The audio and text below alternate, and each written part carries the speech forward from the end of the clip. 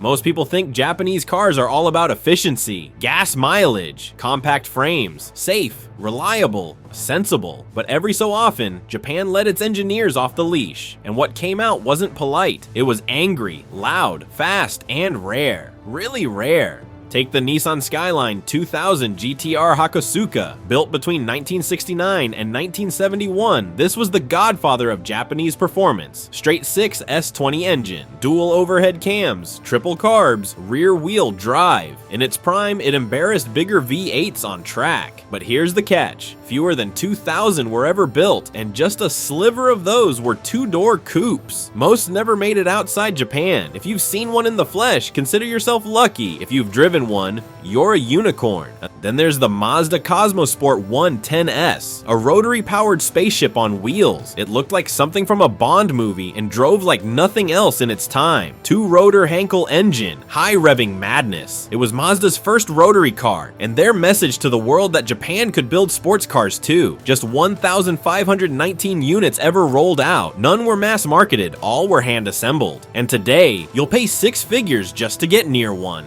Next up, the Toyota 2000 GT, the car that made the world stop laughing at Japanese design. Long hood, low roofline, inline-6 engine tuned by Yamaha. It wasn't just pretty, it was surgical, 0 to 60 in under 8 seconds, which was lightning fast for 1967. Production, 351 total units. Not per year, ever. It cost more than a Corvette when new. Now, try over $1 million at auction, if you can find one at all. Back in the shadows was the Isuzu 117 Coupe, designed by Giugiaro. You heard that right, Italian styling, Japanese engineering. It had a 1.8-liter DOHC engine and a 5-speed manual in the early 70s. Stuff even European cars weren't doing yet, but Isuzu wasn't a big player, and they kept it limited. Just a few hundred performance versions with the twin-cam setup exist. Smooth, silent killers built for a market that wasn't quite ready. And who remembers the Nissan Fairlady Z432? You've seen the 240Z. This wasn't that. The Z432 had the GTR's S20 twin-cam engine under the hood. That meant it revved to the moon and screamed doing it. It also cost almost twice as much as a standard Z, which is why Nissan only built about 420 of them. Most were thrashed in Japanese touring car circuits. The ones that survived, they don't show up on eBay. If you want obscure, there's the Toyota Celica GT 2000 liftback. It had the 18RG twin-cam engine, the same kind Toyota used in rally cars. Most people never knew it existed. Fewer than 1,000 units were made for Japan only. It looked like a Mustang fastback, but screamed like a Japanese Banshee, a forgotten bruiser from a brand better known for Corollas and Camrys. And then came the Mazda RX3 SP.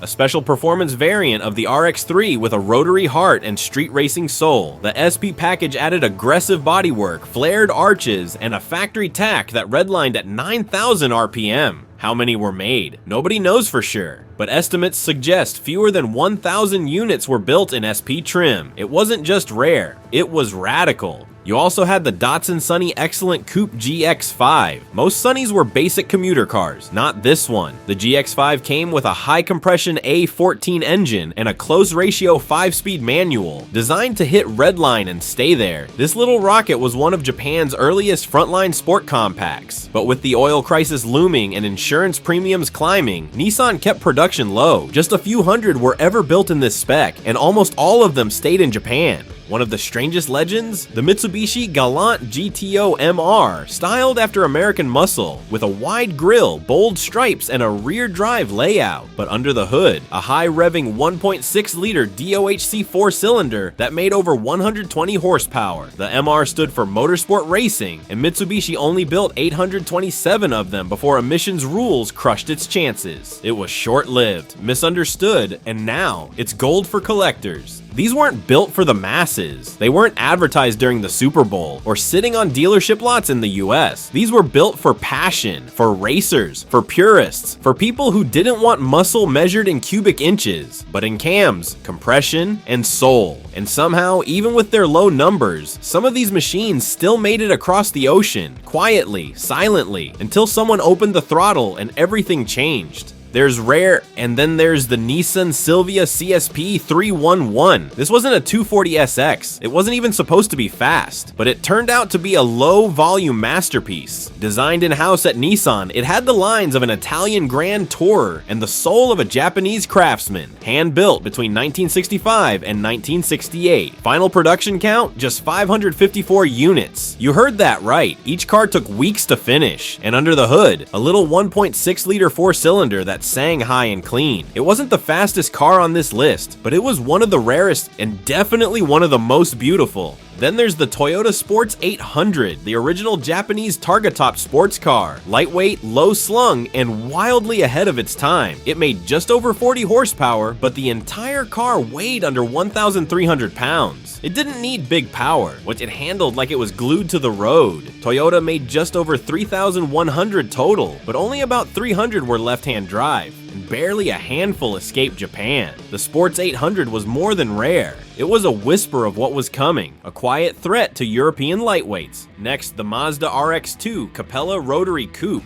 While most remember the RX3 and RX7, the RX2 was Mazda's raw experiment, a 12A rotary with high revving madness and almost no weight. In factory spec, it ran the quarter mile in the 15s. Unheard of for an early 70s compact, Mazda didn't push the RX2 globally, and in the US, few made it past dealer lots. Most were modified, trashed, or lost to time. The surviving originals? Practically unicorns today. How about something straight from the racing pages? The Nissan Bluebird 510 SSS Coupe. The 510 was already a legend, but the Triple S Coupe, that was the athlete's version. Upgraded suspension, dual carbs, higher compression, a 5-speed gearbox in some markets, and of course rear-wheel drive. Nissan never built many of these. Only a few thousand and just a few hundred coupes. It wasn't built to last, but when it ran with everything it had.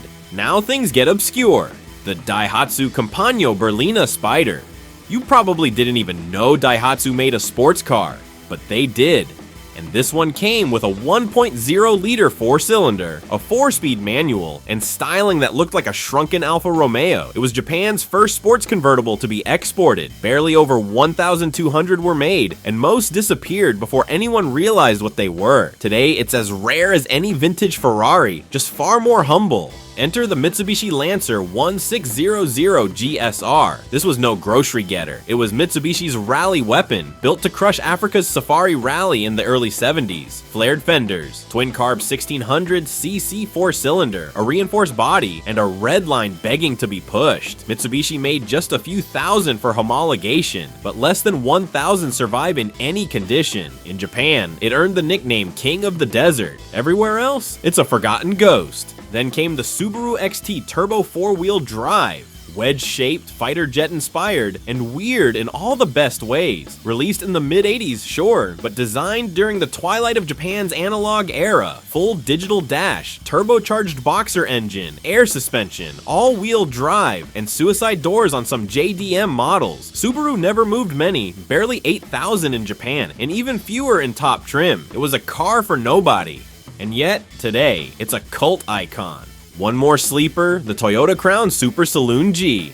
A luxury car? Not quite. This specific trim came with a DOHC straight 6 leather interior and rear-wheel drive. Basically a Japanese Cadillac with a secret. Production numbers are muddy, but the G-Spec was Japan only and built in extremely low volumes for VIPs. Nobody outside Japan ever saw them. Today they're hidden away in private collections, mistaken for plain sedans, until someone opens the hood. And finally, the Ghost. Nissan Mid4, built in the mid-80s but designed years earlier. Mid-engine, all-wheel drive. Twin-turbo V6, the concept that would eventually inspire the GTR's future layout. But Nissan never released it. Only 4 prototypes were built. That's it. It was the Japanese Ferrari that never got released and maybe never will. Most people have never heard of it. Fewer have seen one. And nobody, not even collectors, can own it. These cars weren't accidents. They were statements, built in low numbers, often with no mass market intention. Some were race-bred, some were vanity projects. Others were test beds for ideas that wouldn't pay off until decades later. But they all shared one thing. They weren't built for everyone. They were built for those who knew. And if you know, you know.